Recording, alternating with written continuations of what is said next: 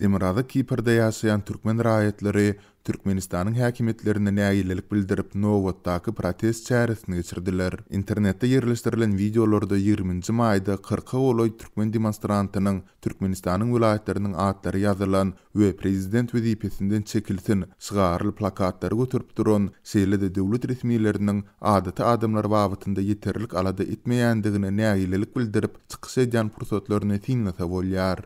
Yeter artık, git sen toylarında, öz toylarında dolar paylaşın. Nereden aldın o dolarları? Nereden aldın? Halk kayısı bir tez aydık bilmiydi. Barıp banktan dolar aldım dedi. Hepsinin studentleri var, zatları var. Kayısı dolar aldım dedi. Doları yitirdi, özü dolar tapadı. Nereden taptı? Sosyallikte studentlere bile pul vermeli miyiz? Koyarıp bilmiysen, kayısı koyarıp bilen. Başarılıktaki studentler üçün şöyle işletiripdiler. Protest gatnaşyjylar Türkmenistandaky giň aýran korrupsiýa, resmiýetlerin diýdim zorlugyny, işsizligiň gerimini, şeýle-de mundan 3 hepde töweregi ozal ýurdun gündöwür sebitlerinde turan apytypanda ejir çekin ýylaty ýeterlik ýardymyň edilmeýändigine ünsüz çekdiler. Protestçiler daşary ýurtlarda ýaşaýan türkmen raýatlarynyň ýygyny Türkmenistana dolanmak meselesine hem gozgadylar. Şöyle studentler hemen studentleri var, kardeşleri var. Hiç kayısı gidip öýündekine näýän atasını görüp bilen, näýän atasy gelip bilen. Demonstrantlar ýygyny barsalar, onda gaýtadan ýurdun daşyna göýürilmeýändiklerini, şol sebäpli mejburi ýagdaýda ýakynlaryndan jyda düşüp ýaşamaly bolýandyklaryny bellediler. Zähmet wizasy esasında Demirada Kipr'de ýaşaýan käbir türkmenistanlylaryň Azatlyk radiosy bilen söhbetleşiklerinde özlerini we maşgala agzalaryny Türkmenistanda hereketleriniň çäklendirilmek hukumunyň awanýandygyny, türkmen häkimetleriniň Demirada Kipra baran raýatlary ýurtdan çykarmaýandygyny gurrun beripdiler. Olar bir näçe miň dollar möçberinde para berseler, şol ýagdaýda ýurdun daşyna çykyp bilýändiklerini hem nyk tapdylar. Bellesek 20-nji maýdaky demonstrantsiýa bu daşary ýurtlardaky türkmenistanlylaryň öz ýurdundaky syýasy häkimiýeti açaçan tanqid edip geçiren protest çäreleriniň diňe soňgusydyr.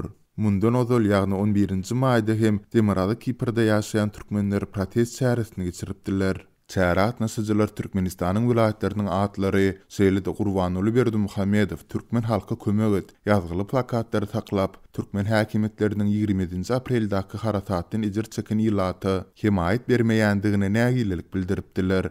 Halkımız işsiz. Yoldaş Berdimuhammedow Türkmenistanyň prezidenti. Bizim halkımız çok hor ýaşaýar. Verdik aylığın, verdik pulun, manadın, 50 dolar bile olmaydı. 50 dolar bilen senin çağaların, senin aktıkların yaşa bileme. Senin öyünde pataloğun uçtu mu, şifirin uçtu mu, aytmana. Benim öyümde patologdan su öt oturttu, bilesiniz şunu? Benim beçelerim dışarıda kaldı, hemşehrilerimizde, karındaşlarımız ile yaşadıktı. Sen ne işe oturtsan? Mundan başga da 15-nji maýda Türkiýedäki türkmen raýatlary Türkmenistanyň Istanbuldaky ilçihanasynyň öňünde protest gurnap, onda türkmen hökümetiniň helakçylikli harakatynyň netijelerinden ejir çekýän halkyny goldamazlygyna näýilelik bildiripdiler. Yeter ýöne halkymyň bir alady. Ekmekden undan bir näçe yetmedi halkymyň. Şeýle-de şu aýyň başynda türkmen raýatlary Türkmenistanyň Washingtondaky ilçihanasynyň öňüne plakatly çykyp, Lewapda we Marda apytypanyň netijesinde ýogulanlara gynanç bildiripdiler. Bellesek türkmen resmiýetleri azyndan 35 adamyň ölümine sebäp bolan bu weýrançylykly tebii harakat barada häzirki gün içinde hiç ýyly maglumat bermeýärler. Daşary ýurtlardaky türkmenleriň näýilelikli demonstrasiýalary bilen birlikde Türkmenistanyň özünde de protest çäreleri geçirilýär. 13-nji maýda Lewap vilayatynyň merkezi Türkmenawa şäheriniň Jelezny Darojny adlandyrylan sebitinde esasan aýal maskalalardan ibaret miňe golaý adam köçä çykyp protest geçirdi.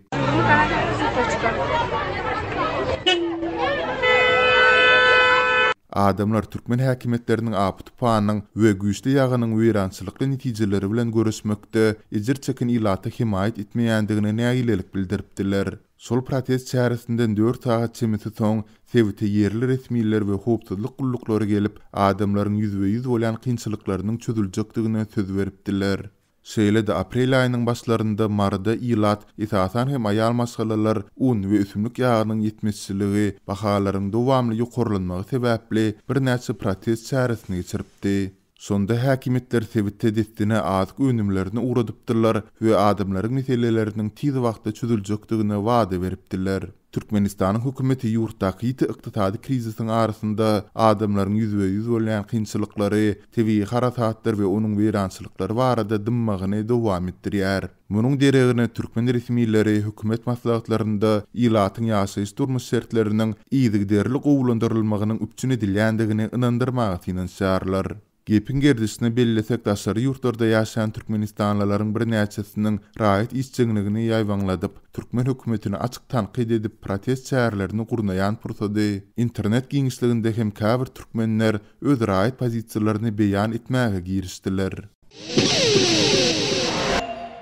Gurbanguly Berdimuhammedow, vice-premierler Bayramweli Ögedow, Gadyrgelli Müşük bilen ykdysadyýetdi ösdürmek goýunça iş maslahatyny geçirip, döwlet büdjeti düzlenine bar bolan anyk mümkinçilikleriň hemde geljek üçin seljerme çaplamalarynyň göz öňünde tutulmagynyň wajypdygyna öz çekdi diýip TDH habar berýär. Döwlet başçyny 15-nji maýda 2021-nji ýyl üçin döwlet budjetiniň taslamasyny taýýarlamak hakyna karary gol çekipdi we 20-nji maýda Müşükowyň bu urda geçirilýän işler baradaky hasabatyny dinledi. TDH-nyň anyklaşdyrmadan beren maglumatyna görä döwlet budjetine maýa goýumlarynyň köp möçberlerini durmuş düzüminiň ösdürilmegine, ilkinji nowatda bolsa saglygy goraýşyň bilimiň kämilleşdirilmegine, halkyň awadançylyk derejesiniň ýokarlanmagyna gönükdirmek nazarda tutulýar. Berdimuhammedow 2018-nji ýylda döwletiň budjetiniň 75-80%-ni sosial üpçünçiligi, durmuş ulgamyny maliýeleşdirmäge gönükdirmek wadasyny berdi. Ýöne soň bu wada ilaty berilýän ýeňillikleriň ýatyrylmagy, gymmat baha gurulşyk taslamalarynyň dowam etdirilmegi, işsizligiň we zähmet migrasiýasynyň artmagy bilen tutuşdy. Adat Ýewropa, Adatlyk radiosynyň Merkezi ýurtlary boýunça synçysy Bruce Panner'in sözlerine görä, Türkmenistanyň kabul edýän döwlet budjetleri, olarda harçlanmaly ferişdeler bardy getirilýän sanlar, hususan sosial maksatly çykdyjylar üçin bellenilýän harajatlar aslynda hakykatda hiç zat aňlatmaýar. Olaryň media, medwod üçin söz bolup galýar. Şeýle dol ilatyň aljak ferişdeleriniň kesilmegi, adamlaryň aýlyklaryndan pul tutmak, olar ol ýa-da beýlek çykdyjylar üçin meýletin mejbur görnüşde aýlyklaryndan pul tölemegi mejbur etmek ýaldatlaryň Türkmenistanyny bir ýam kada gurulanyny sözüne goşdy. Bundan başga Panyer Türkmenistanyny gurulýan guruluşyklaryň öňünden budjetde nazarda tutulmaýanlygyny, şeýle de gurulan desgalary hakykatda harçlanýan ferişdeleri sonra wasyny alýar. Käbir desgalaryň diňe gurulup ulanmaga berilenden soň bilinip galmagy bir ýerde uly korrupsiýanyň bar bolmagynyň ahmarlygyny aňladýar diýip synçaýdýar. Döwlet budjet düzlenini her ýyl hususy telekesilge gollaw bermeligi hem bellenip geçilýär. Bu gedekki gollaw uruny Türkmenistanyň valyuta amallarynyň hereket edýän tertibine gaýtadan heredilýän wagtyny gawat geldi. Bu täzelik önümleri eksport edýän kärhanalardan we guramalardan, şol sanyny hususy firmalardan gelip goşýan valyuta ferişdeleriniň 50 öterimini däle eýsem doğrulugyny döwletiň ätiýaçlyk goruna geçirmek hemde konvertasiýa boýunça döwlet toparyny döretmek bilen bagly. Türkmenistanyň paýtagty Aşgabat şäherindäki mekdeplerde geçirilen medisina barlyklarynda okuwçylaryň ençemesiniň kellesini bit basandygy anyklandy. Adatlyk radiosynyň bu barada habar berýän habarçysy şu günler bularyň diňe mektep okuwçylarynyň däl, eýsem uly ýaşly adamlaryň arasynda hem giňden ýaýrandygyny aýdýar. Mekdeplerde medisina barlygy geçirilenden soň okuwçylaryň ençemesinde bitin we sirkäniň bardygy anyklanypdyr. Ýöne bu maglumat ýapyklygyna galdy we hiç ýyly çäre görülmedi. Pedikuloz barada synp başçıları diňe bitleri we sirkeleri olan çağalaryň enatalaryna aýtdylar diýip gizlilik şertinde maglumat beren habarçy 21-nji maýda gürrüň berdi. Adatlyk radiosunda bu barlyklaryň paýtagtyň haýsy mekteplerinde geçirilendigi we gürrüň edilýän enatalar barada anyk maglumat bolsa-da howpsuzlyk aladalar sebäpli olary köpçülige mälim etmekden saklanýar. Aýdylmagyna görä bu mekteplerde bitleriň we sirkeleriň ýaýramagynyň öňüni almak maksady bilen hiç ýyly profilaktika çäreleri görülmedi. Bu bolsa bitleriň we sirkelerin beýleki çağalary hem ýokuşmagyna getirdi. Men mektepden bit getiren bir näçe adamy hut özüm tanaýaryn. Entegem enatalar muny derrew görüp oňa garşy çäre gördüler. Bu mesele barada gurrun gozulmaýar. Enatalar bir-birini habarly edip meselenin öňüni almaga synanşýarlar diýip habarçy belledi. Onuň sözüne görä şu günler bitlerin we sirkelerin paýtagtyň uly ýaşly adamlarynyň arasynda hem giňden ýaýrandygyny görse bolýar. Häzir Aşgabatda pedikuloz ýagny bitlilik epidemiýasy dowam edýär diýsek hem bolar. Bu bir adamdan beýleki bir adama köplenç jemgyýetçilik transportlarynda şolsanda awtobuslarda geçýär. Adamlaryň kellesindäki bitler başga bir adamyň kellesine eýnine ýa-da goşlarynyň üstüne bökýär. Şeýle ýagdaýa duş gelen adamdan 3 adam tanaýaryn. Olar bu ýagdaýy görüp şok bolup durlar diýip habarçy aýtdy. Adamlaryň bitlemegiне nämäniň sebäp bolýandy? Olaryň köpelmeginiň öňüni almak we ýok etmek üçin nähili çärelerin görülmeligi. Şeýle-de ziýanly taraplary barada mektep ýolbaşçylary we saglyk işgärleri tarapyndan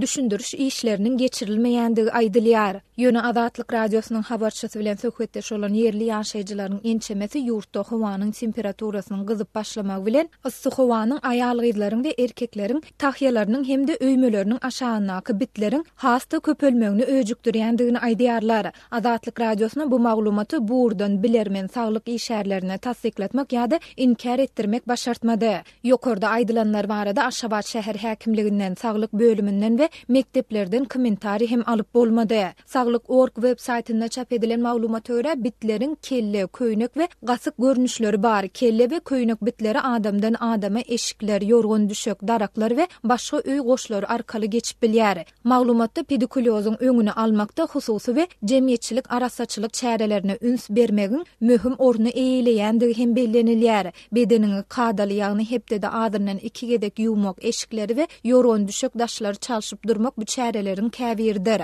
Türkmenistanda ilat arasynda bitin ýaýrandygy barada ilkinji gedek habar berilýär. Azatlyk radiosynyň habarçylary we yerli synçylaryň ençemesi mektep okuwçylarynyň ýa-da uly ýaşly adamlaryň bitlemegi bilen bagly ýagdaýlaryň mundan ozal kyllarda hem bolandygyna, ýöne häzirki ýaly giň derejede ýaýramandygyny aýdýarlar.